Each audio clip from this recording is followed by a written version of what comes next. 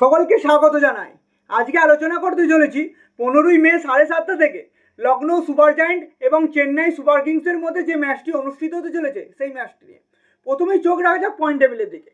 আমরা যদি পয়েন্ট টেবিলের দিকে চোখ রাখি, আমরা দেখতে পাবো বর্তমানে লখনৌ সুপার জায়েন্ট রয়েছে 10 নম্বরে এবং চেন্নাই সুপার কিংস রয়েছে 5 নম্বরে। লখনৌ সুপার জায়েন্টের আর প্লে অফে কোয়ালিফাই করার কোনো সুযোগ নেই, তারা এলিমিনেট করে গেছে। লখনৌ সুপার জায়েন্ট এখনো পর্যন্ত 11টি ম্যাচ খেলে 8টি ম্যাচে পরাজিত হয়েছে এবং মাত্র 3টি ম্যাচ জয়লাভ করেছে।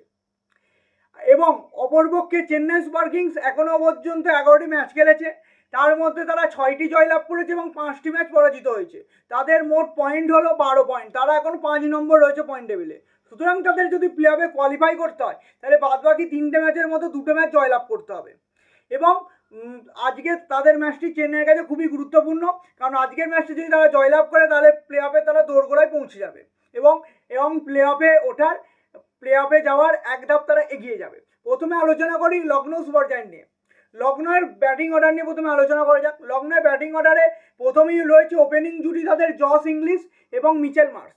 এর আগের ম্যাচে চেন্নাইয়ের সাথে জস ইংলিশ একটি দুরন্ত পারফরমেন্স করেছিল, তার ব্যাট থেকে অনেক ভালো রান এসেছিল। তাই আজকের ম্যাচেও লখনৌ জস ইংলিশের ওপর অনেকাংশে নির্ভর করে থাকবে এবং আজকের ম্যাচ যদি লখনৌকে জিততে হয় তাহলে জস ইংলিশ এবং মিচেল মার্শের যে ওপেনিং জুটি সেই জুটিকে আজকে চলতে হবে এবং পরবর্তীকালে এদের সঙ্গ দিতে হবে নিকোলাস পুরান এবং ঋষভ পান্তকে। ঋষভ পান্তের এই সিজনটা খুব একটা ভালো যায়নি, তার ব্যাট থেকে খুব একটা রান আসেনি। তাই আজকে লখনৌকে জিততে গেলে ঋষভ পান্তের ব্যাট থেকে রান আসা অত্যন্ত জরুরি। এবার কথা বলা যাক লখনৌয়ের বোলিং ডিপার্টমেন্ট নিয়ে। লখনৌয়ের বোলিং ডিপার্টমেন্ট নিয়ে যদি কথা বলা যায় তাহলে প্রথমেই আসে তাদের পেস ডিপার্টমেন্ট। লখনৌয়ের পেস বোলিং ডিপার্টমেন্টে আছেন মোহাম্মদ শামি থেকে শুরু করে মহসিন খান, প্রিন্স যাদব, অনেক ভালো ভালো বোলার রয়েছেন। আজকের ম্যাচ জয়লাভ করতে গেলে মোহাম্মদ শামি, প্রিন্স যাদবকে গুরুত্বপূর্ণ ভূমিকা গ্রহণ করতে হবে, কারণ চেন্নাই সুপার কিংসের সবথেকে শক্তি হচ্ছে তাদের ওপেনিং জুটি। তাই সঞ্জু স্যামসন এবং ঋতুরাজ গাইকোয়াড়ের ওপেনিং জুটি যদি ভাঙতে হয় তাহলে মোহাম্মদ শামি এবং প্রিন্স যাদবকে গুরুত্বপূর্ণ ভূমিকা গ্রহণ করতে হবে এবং স্পিন ডিপার্টমেন্টের গুরুত্বপূর্ণ ভূমিকা গ্রহণ করতে হবে লখনৌয়ের মধ্যে দিগ্বেশ রাঠিকে। এবার কথা বলা যাক চেন্নাই সুপার কিংস নিয়ে। চেন্নাই সুপার কিংসের ব্যাটিং অর্ডার নিয়ে যদি কথা বলি তাহলে ব্যাটিং অর্ডারে মূল শক্তি হলো সঞ্জু স্যামসন।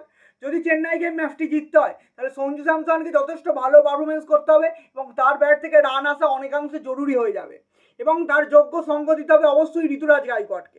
এবং পরবর্তীকালে উর্ভিল প্যাটেলকেও ভালো একটা ইনিংস খেলতে হবে, কারণ এর আগের ম্যাচে লখনৌয়ের সাথে উর্ভিল প্যাটেল যথেষ্ট দুর্দান্ত ইনিংস খেলেছিল। সেই রানের ধারা তাকে আজকেও অব্যাহত রাখতে হবে আজকের ম্যাচের জন্য এবং লাস্টে ফিনিশিংয়ে এসে শিবম দুবেকে একটা উল্লেখযোগ্য পারফরমেন্স করতে হবে। এবার কথা বলা যাক চেন্নাই সুপার কিংসের বোলিং অর্ডার নিয়ে।